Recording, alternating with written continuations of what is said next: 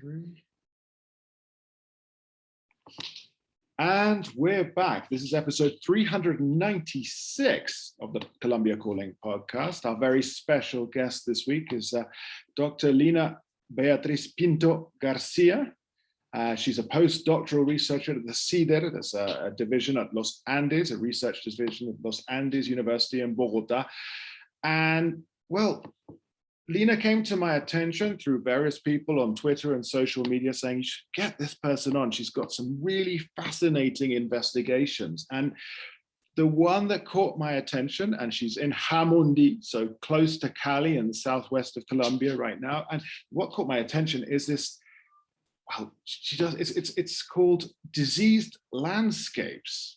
But before we get into that, Lina, thank you so much for coming on the Colombia Calling podcast. No, thank you so much for the invitation. It's really a pleasure to be here, and it's really cool to be able to share a little bit of what I do and who I am with all of your listeners. So thank you for the invitation. Yeah, and we are very lucky because Lina is about to have a baby in about 2 weeks, I think, or less. Yeah. So everyone out there is sending you the positive vibes, and everything's great, and it's an amazing experience. There's nothing else like it, and we wish you all the best in this. And it's definitely a new phase in life because nothing is the same. So thank you so much. You're most welcome. So Lina, tell us a little bit, because you've been doing this diseased landscapes project, and I know it's with universities here in Colombia and Oxford University in England. Just tell us a bit about it, because of course it's all based on Colombia and Leishmaniasis and tropical diseases and coca cultivations and everything that we need to hear about, for those of us who are, I would say, Colombianists. So I got into this project as a kind of something that started from my PhD research. Actually, during my PhD research, which I finished last year, already during the pandemic, I did an ethnographic investigation on the relationship between cutaneous leishmaniasis and the Colombian armed conflict. And as part of this research, I conducted it in Tumaco, which is located on the Colombian Pacific coast, is actually the bordering municipality between Colombia and Ecuador. And at this particular place, I realized that most of the cases of leishmaniasis that I was having contact with, they were from people working in coca cultivation and coca crops and in processing coca for transforming coca into cocaine. So that was something that I kind of pointed out during my dissertation, but it's something that I didn't have the time and the scope also to analyze further. So that's why I decided to get into this disease landscapes projects, mostly relating environmental health, like agrarian extractivism in this case of coca plantations and coca cultivation, and also coca eradication and how it relates to health problems for humans and also non-humans. So that's why we end up thinking about this project. We put it together in collaboration with INSIS at Oxford University, which is the Institute for Science, Innovation and Society at Oxford. Also with the Department of Global Health and Social Medicine at King's College London, and CIDER, which is the Interdisciplinary Center for Development Studies at Universidad de los Andes. So it's a very highly interdisciplinary project that, again, explores environmental and human health and how this relates to agrarian extractivism, in this case, coca cultivation, coca eradication, and also migration, because in this part, well, we are focusing on this time in El Catatumbo, which is this region, again, close to the border, but this time between Colombia and Venezuela. And in this region, Venezuelans coming like in large numbers to Colombia are being, many of them have become workers in these coca fields. So they are very, very much suffering from this disease that we will, I guess, talk more about because probably no one knows what it is. Well, first and foremost, I will never be forgiven if I don't tell you that my wife is doing her master's in global health at the University of London. So there you go. I'll never get away. And she's the most excited about this interview because it's for her it's fascinating, and she's explained some of the situations to me. But I want to know, I mean, you get into this and it's this agrarian extractivism, it's the exploitation of these lands for coca, and then you've studied the area with Tumaco right on the border with Ecuador, and the area of Catatumbo, which actually we talked about a couple of podcasts ago with Joshua Collins, who was up there as a journalist visiting the coca fields. And so, of course, that's up on the Venezuelan border. So this can't just be a border thing, but you've taken it into account on the borders, because I'm sure in Southwest Cauca and so on, there's Leishmaniasis, but it's not border. But you've got a particularly interesting perspective from the borders, from the migration. And so it's Venezuelans coming through the Venezuelan border, but on the Ecuadorian border with Colombia, who are the people, the migrations there? Actually, in Tumaco is not necessarily, well, yeah, there's migration from, there's a longer history probably on that because of the war on drugs and the spraying of glyphosate in areas such as Putumayo and Caquetá. Many populations, like mostly mestizo populations, they ended up migrating to the Pacific coast, where most of the coca plantation had moved to since the 2000s. Yeah. So the population that we see, they're affected by Leishmaniasis because they work in these coca plantations are mostly mestizos, not black populations who are like the kind of like the inhabitants par excellence of the Pacific coast. But in this case, it is mostly mestizo populations, campesinos who are now working in these coca fields and who have been displaced because of the war on drugs in Putumayo and Caquetá, and now live for some time now in areas like Tumaco. However, Leishmaniasis is not necessarily a disease that is related only to migrants coming from one place to the other and settling there. It's mostly related, well, in Colombia to the armed conflict in general, which also entails a lot of migration from combatants. And that's why they take the disease from one place to another. But maybe it's a coincidence that I have been in these two places that are border places, although Leishmaniasis is mostly a disease that is related to jungle areas, to the selva.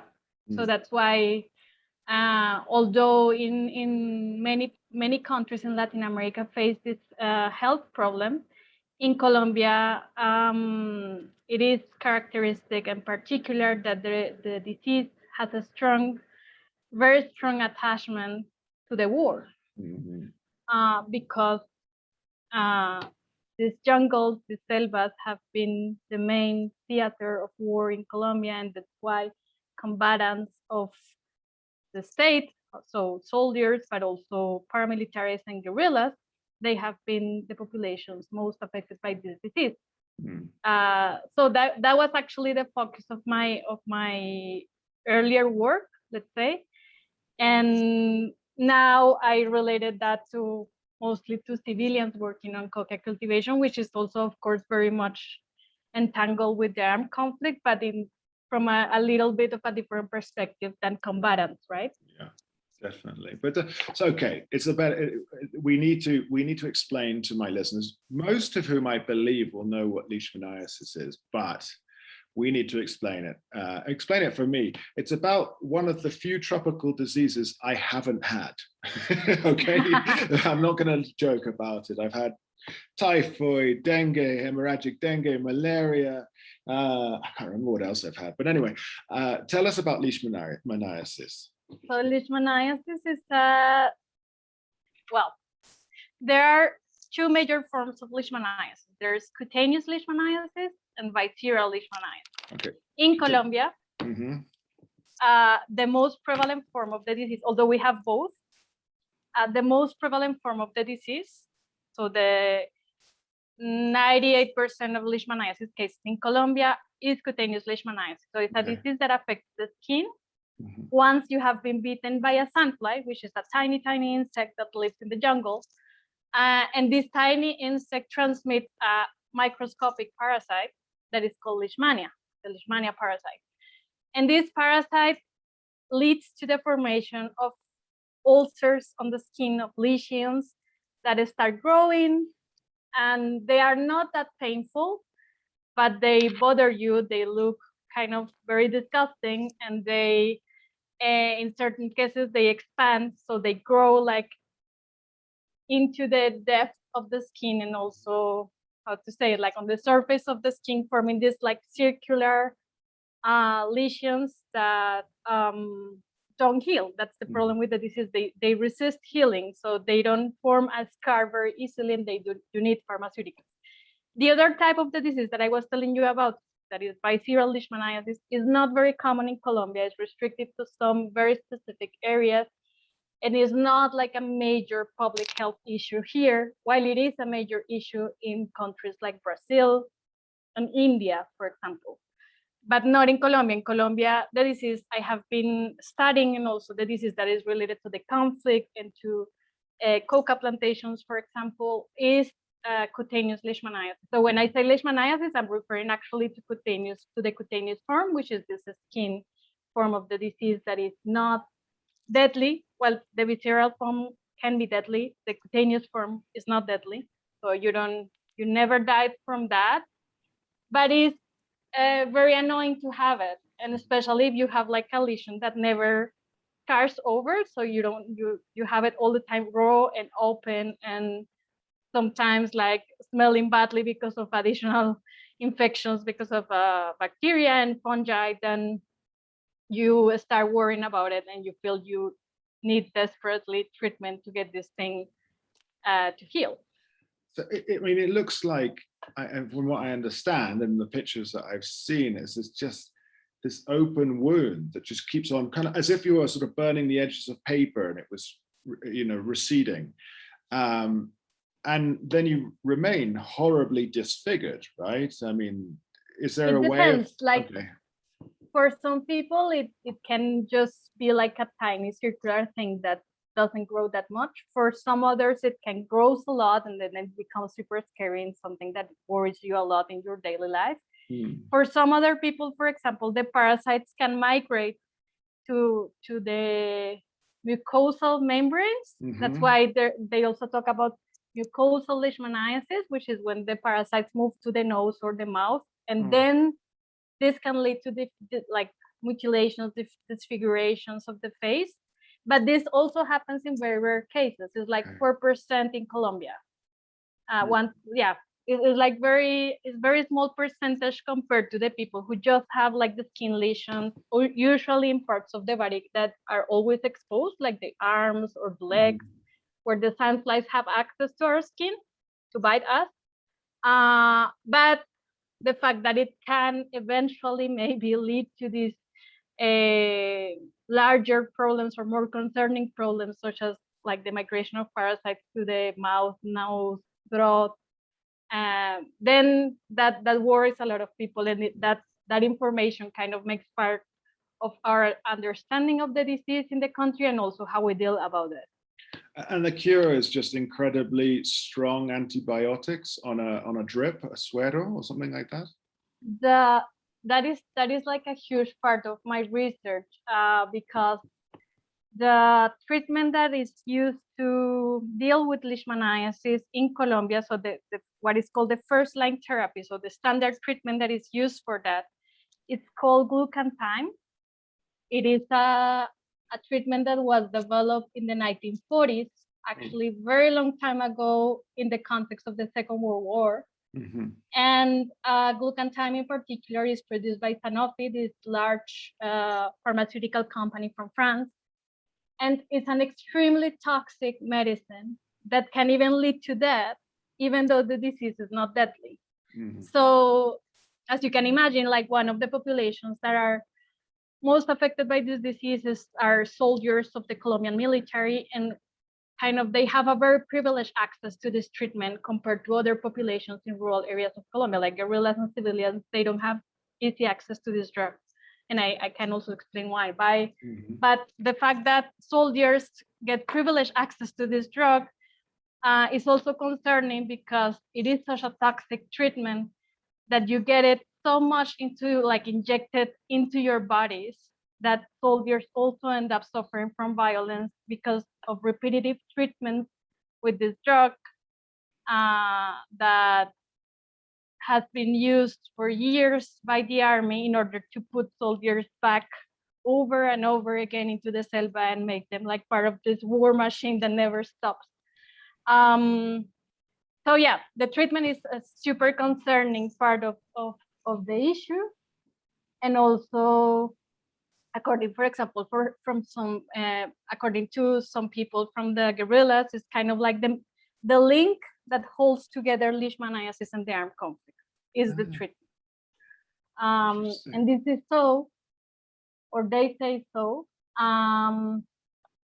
because as I was saying, the glucantime, this injectable drug, is controlled 100% by the state and is not made available to the people in rural areas that actually need it. It's controlled in a way that those who have access to it are mostly soldiers of the Colombian Army, while guerrillas and civilians have suffered almost insurmountable barriers to access this treatment. So it has been weaponized as a strategy to harm guerrillas, and as is common in Colombia with the armed conflict, the ones who end up suffering most from this policies and practices and regulations are civilians, because guerrillas anyway, they are very powerful, or they have been, or they were very powerful actors in rural Colombia, and they managed through black market and smuggling to get access to the drug. But civilians are just in a limbo there. Kind of collateral damage on this one. This is where the phrase you use in one of your essays, the pharmaceuticalization of the conflict in Colombia. And I can jump in with some anecdotes there, because when I was in Medellin in hospital many years ago, being treated for, I don't know what, there was the malaria. They made me sign documents that I would not sell the drugs on, and it did say like to illegal groups and stuff. And of course, I wasn't going to, because I needed the drugs. But it did strike me as evil. It's kind of biological warfare in that way. And then the other thing I wanted to mention is that I have a friend who studied with me on my doctorate, who's a captain in the army, and he spent lots of time in the jungles in the south, Putumayo, Caquetá. I think he was in Norte Santander quite a bit. Someone who's been a career military officer, and he said there were times where the guerrillas were so good at getting through the jungle that they would lead soldiers deliberately on fake paths and fake pathways into areas where they knew there were the sandflies that had Leishmaniasis. Of course, the guerrillas would know they had their way out, but they would lead the soldiers into these areas, because a soldier gets Leishmaniasis and you take him out of the conflict, the theater, as you said, and I found that incredible, because again, it's another angle of this biological warfare, using nature in this way. And I've never forgotten it. I mean, I forget a lot of things, but I've never forgotten that, because it really resonated with me. It's like, wow, look at this. And so, I mean, I just find it it's so confusing, but so clear at the same time. And I don't know how I feel about the state controlling medicines. I don't know how I feel about that. I'm sure I'll get jumped on by my trolls for saying that, but and then you have another phrase referring to this. It's referred to, Leishmaniasis has been referred to as a subversive disease. So of course, it's a disease that the guerrillas get, or that people in I don't know, illicit groups get because they spend their times in the jungles. But of course, it's not a subversive disease. It's a disease that affects everyone, but everyone who is involved in these areas. And so your research, which is fascinating when we look at the diseased landscapes, is not only putting the guerrillas, not only putting the soldiers, but when you're talking about civilians working in the coca fields, so they are more exposed to it. What have been your findings? Because of course you've been down to Tumaco and you've been to Catatumbo for these things. As you said, it's ethnographic. What has been the experiences amongst these people? Have you seen people suffering from the Leishmaniasis? Have you talked to them about their work and so on? Yeah, actually, well, I was a lot in places like Tumaco. I have been less able to be to places to Catatumbo because of my pregnancy, but I have like very nice co-workers and colleagues doing the field work for us. Juan Camilo Montoya and Alejandro Cañizares. Mm-hmm. So they are part of our research team. And what we have found so far is that there is a state discourse that, at least in Catatumbo, this is how this seems to be working, is that the state the public health institutions, they have difficulties to enter areas that are, and to work in areas that are very much affected by the conflict still, and even worse now in this quote unquote post-conflict phase. Yeah. And at the same time, this leads to an invisibility of the relationship between Leishmaniasis, for example, and coca plantations, because these are zones where it is hard to, so it's a disease that in general is underreported, but especially like if you have a lot of conflict and violence going on, it's very hard for people to move to health centers, to hospitals, to get this, whatever they have, like the lesion checked and see if it's Leishmaniasis or not, and then get treatment. Also for Venezuelans, well, there's another level of complexity because they are not covered by our healthcare system. They are only covered as long as they have an health problem that is considered an urgency or an emergency. So what happens in these areas is sometimes, for example, health workers help Venezuelans to pass a Leishmaniasis lesion as an urgency, even if it's not, just for help them to get some access to diagnosis and treatment. And what also happens is that the state is kind of, in a way, blind to the problem, and they mostly talk about how Leishmaniasis is related, for example, to coffee plantations in southern areas of the Departamento of Norte de Santander, where there's no conflict and they have more access to the populations and to cases and so on. But that produces this kind of biased picture of the problem that doesn't account for the ways in which conflict, coca, migrants come together and are entangled in this issue. In the case of, I also wanted to mention, in relation to what you were saying before, I know this has some, I think it's important to mention that the military and the guerrillas, they both think, or many of them think, that Leishmaniasis was actually used as a biological weapon, that this was, for example, guerrillas, they think that the military released this disease into the jungle in order to harm them. And the military, they think it was guerrillas who somehow liberated the parasite into the jungle in order to affect them. The truth is that this disease has been in South America before the Spanish came here. Okay. So it's been a disease that has always been there.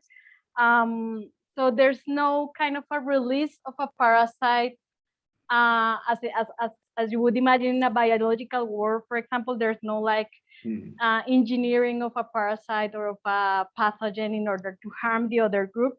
But that doesn't mean that it's not been, or that it hasn't been used as in a strategic ways in order to harm the other.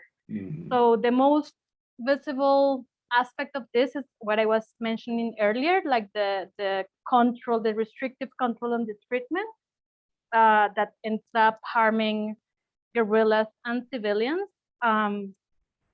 And dogs, we can also talk about that. Oh, really? Yeah. But as you said, I've also heard, for example, there was an article or like a written piece, I think it was in El Tiempo from the 90s. Like I found it once, I read it, I thought it was fascinating, and then I lost it, and I have never been able to find it again. But it said something like that, how guerrillas used to lead troops of the Colombian military into certain areas where they knew there was a lot of sandflies, and they just waited, you know, until, like, without shooting or using any gun, they just waited there, and then the military started evacuating one soldier after the other until the military weren't there anymore because of Leishmaniasis, like, because the military considers this disease a professional disease or an occupational disease. They are obligated, although they don't do it timely, but they are obligated to evacuate soldiers for them to access diagnosis and treatment in some other place far away from the jungle, right? So that was super interesting. And I also heard, for example, how they have done it with snakes. Like they know certain areas where snakes are living, and they know that a lot of snake bites are going to happen in certain places. So they kind of make the army to concentrate in those areas because they know like snakes are going to do the job for them. So it's really, really interesting what is going on there.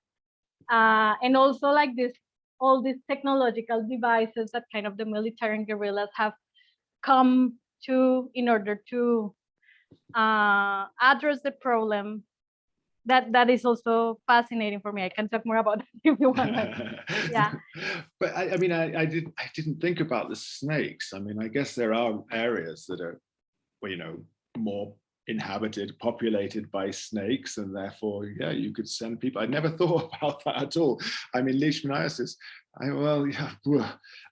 But so, I mean, I think we need to sort of get some other basics out there. Is the figures then for leishmaniasis in Colombia, and you've mentioned, okay, so they talk about the leishmaniasis in the coffee cultivations in sort of, let's say, lower or more southern regions of Norte de Santander, or and not in the coca regions. So therefore, the figures are inaccurate for cases of leishmaniasis, which of course then allows the government to play a different game.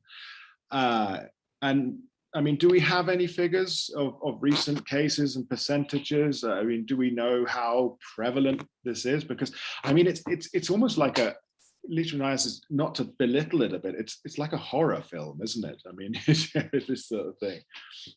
Well, it depends. Actually, for some people, it's something you can live with for many years, and it's so common in rural areas that for some, and it has many different names in rural areas. So, for example, in the Pacific, they call it guaral, and in most of the country, they call it pito. So and that's also very confusing because pito is also the way to call Chagas disease, which is a very different, also vector-borne, but still is a very different disease. And there's a lot of confusion there that we can also talk about. But the figures, as I said, like there's a huge problem of underreporting in general in the world, because as I was saying, like some people just live with that, and in some cases it just heals. You know, your immune system is able to fight the disease and lead to the healing process of the body, so you don't need any treatment. But in other cases, it can become very bad. So the people who end up kind of approaching healthcare institutions and those cases that get counted or that figure in the public health databases of the National Institute of Health are just a small portion of the real cases out there. Of course, for example, guerrillas at a certain point, especially when it became very tough for them to leave the selva and go to see a doctor in a health center, or like guerrilla cases, of course, are underreported. Like they don't often go to health centers.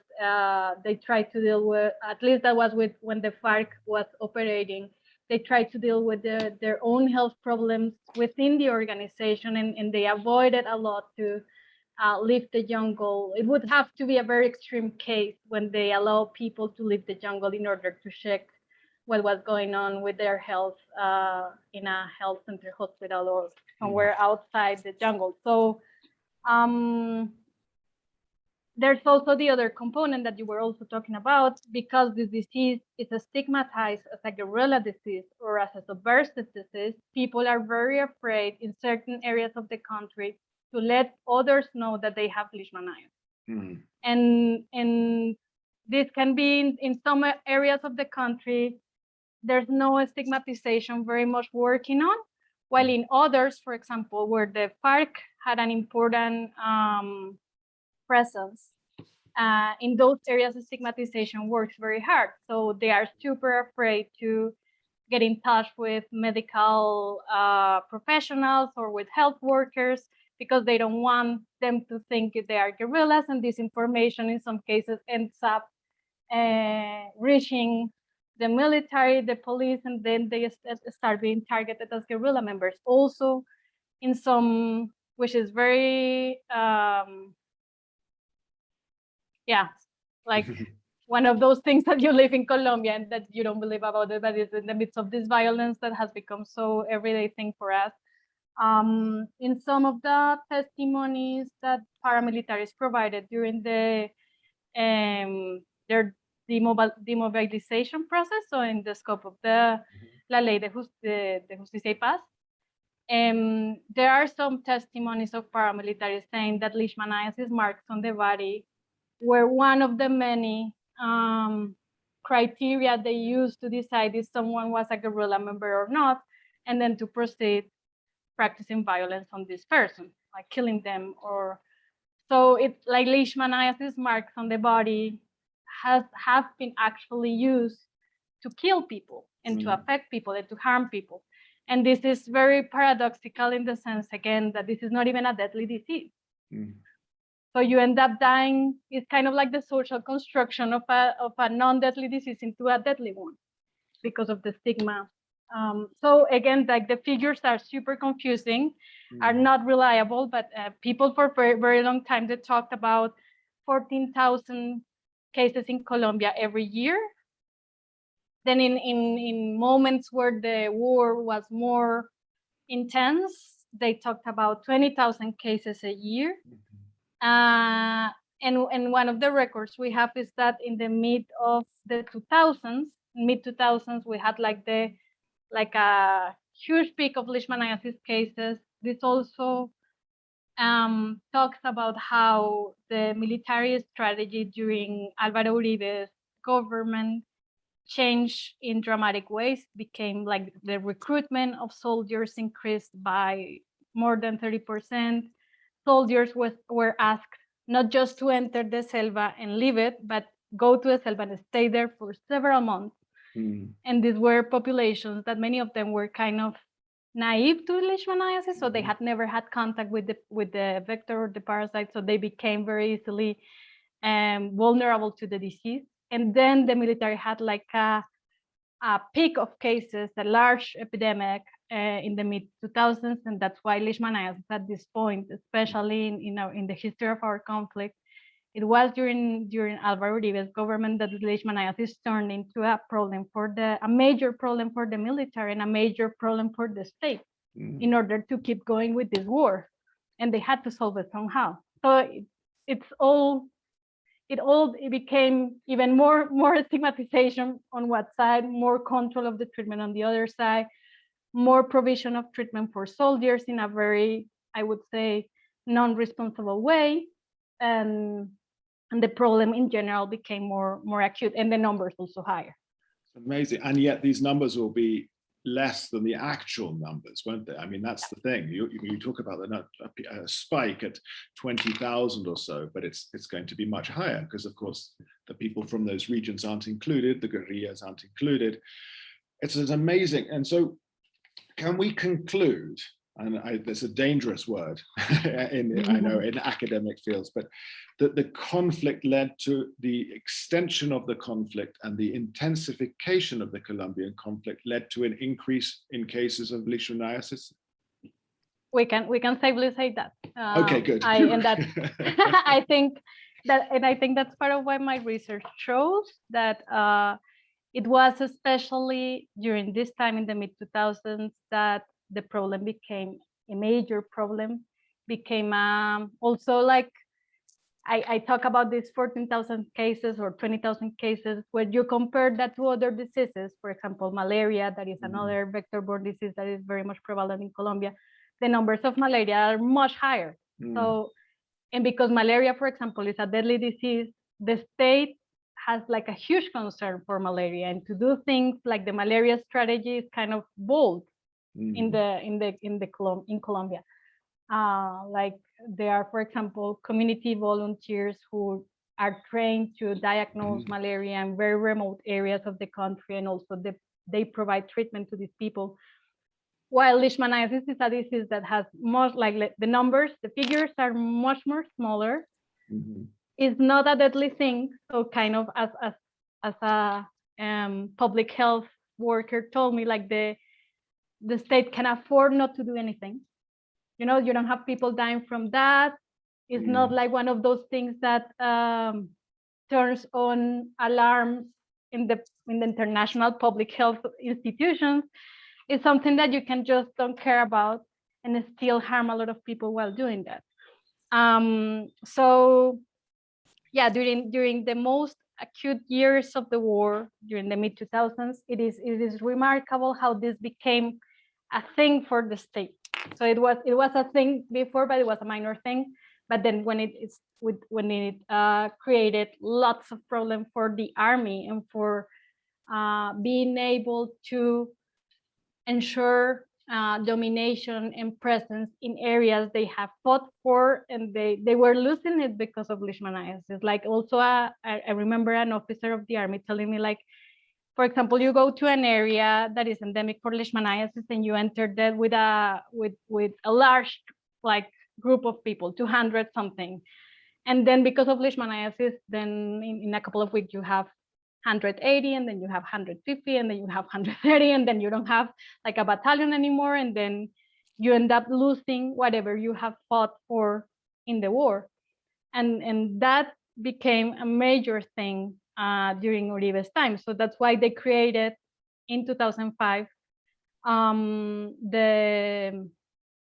el Centro de Recuperación de la Leishmaniasis, which is the Center for Leishmaniasis Recovery, also called sometimes Center for Leishmaniasis Rehabilitation, which is located within the Silva Plazas Battalion that is located in Duitama in Boyacá. Oh, really? And it is a clinic, basically, that is devoted to exclusively treat leishmaniasis in soldiers, in active soldiers of the army. So huge was the problem that they had to create infrastructures and procedures in order to deal with that. And there's no other disease or condition that received that exclusive and so elaborated attention within the army. For example, there's no malaria recovery center, or right, like there's like this thing that is called with a specific name of a disease, and that the whole, and that's also part of what I did during my PhD research. I was many months in this center looking at the experience of soldiers going through treatment of leishmaniasis and how they experience that. You were there in the base in Duitama? Yeah, I was like for 3-4 months there. Wow. In 2016, 2017. And that was amazing also because for the army, this center, which is called the CRL, the Leishmaniasis Recovery Center, it's a source of pride, you know. It's one of those things that they think is kind of like it's sometimes pictured as a good legacy of the war, like that the leishmaniasis program within the military is exemplary for other countries. It's exemplary in the ways they are organized and how they treat all these soldiers against this disease that is a neglected tropical issue and so on. And then when I was there and I realized what I was telling you at the beginning, like how cruel it is that they put soldiers under repetitive cycles of treatment because they need soldiers to put them back into the jungle as soon as possible. So they treat them over and over and over with a thing soldiers themselves call poison. So it's really, really worrying and sad and cruel. But an incredibly important piece of research to have been in there and to have viewed it, perhaps not from a medical background, from an ethnographic one. I think that's, because we can look at stats and we can look at the drug that's used, but to have been there amongst the soldiers and then amongst the campesinos or the coca growers or the people, I guess the raspachines, the guys who pick the coca leaves for then. Wow, it's an intense experience, this. So what, we have to wind this down, unfortunately, because I think we could talk for hours. I think we're in an inverted commas post-conflict situation with, you've got the ex-combatants from the FARC, and then you've got dissident FARC, and then you've got the other illegal groups, and then you've got the sort of post-paramilitary groups or newly armed groups or whatever they're called now, the Clan del Golfo and others. You've got Venezuelans in desperate need of jobs, so they're ending up in these places, and we've got more coca cultivation. Was it less coca cultivation than before, but more cocaine production, I think it is. So, I mean, this isn't going away. Leishmaniasis is here to stay. What are your thoughts to sort of close this conversation? What are your thoughts for the future on this? Well, right now in the scope of the project we're asking ourselves the same question, like how this would inform policy making in a context of post-conflict, and how do we have to understand the relationship between health and conflict in order to come up with better solutions to the problem. I think leishmaniasis, even though again it's a minor, let's say a minor disease, it's an emblematic case to kind of disentangle what this relationship between war and health has been in Colombia. And it's an emblematic case, also very illustrative to understand what kinds of problems there might be in rural areas of the country that need to be solved urgently in order to think about how we repurpose healthcare for peace building, and how we organize healthcare and public health, because part also of what I have shown with my research is that areas such as biomedical research, like what scientists do in labs and so on, and public health have participated in the production of violence through the case. Leishmaniasis is a case that shows how biomedical research and public health can have a participation in the production of violence in the context of an armed conflict like the Colombian one.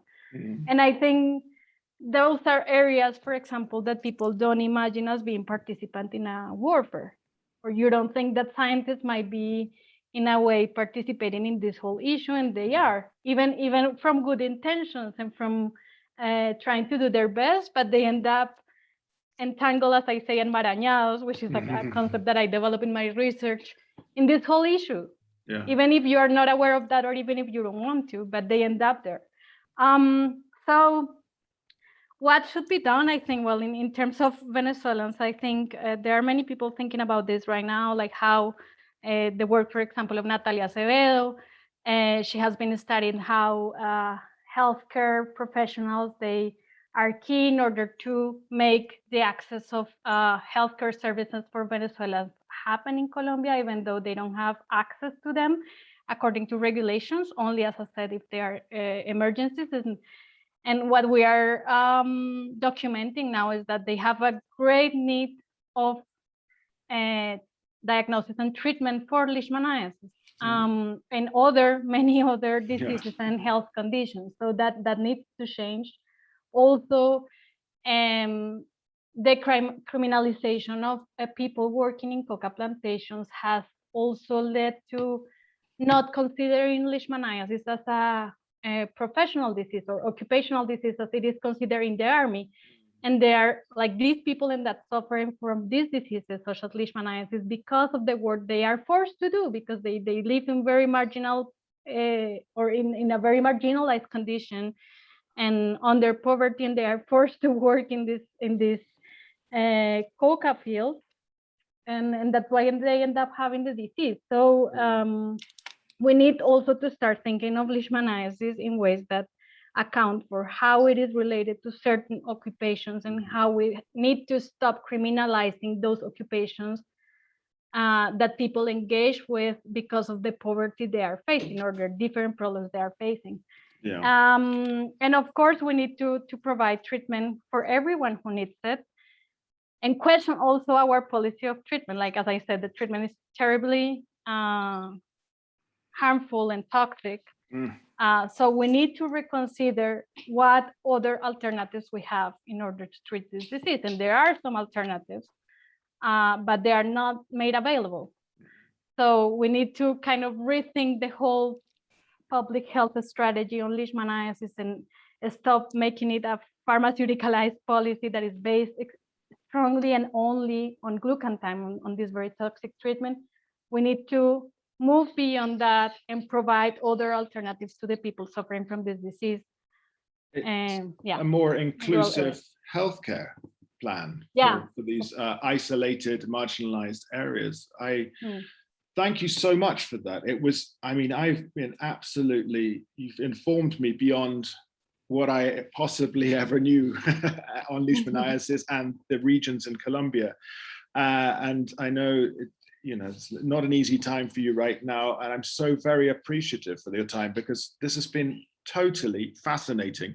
I'm now going to go and repeat almost everything you've told me to my wife and keep her informed, because thank you so much for your time on this one. And I will, point people in the direction of your academic articles and so on, because it is an important one, because it's, as you say, repurposing healthcare for peace building.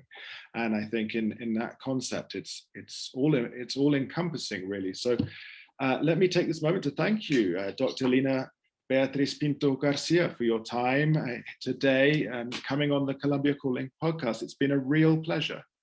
No, thank you so much again for the invitation. Like I can talk about this for hours and hours. So, and I love to do it, and I love to share my work. And so, thank you so much for the invitation. And I hope that more people get interested about these issues and how we can think of areas like health that do not seem too related to our violence problems, but they are.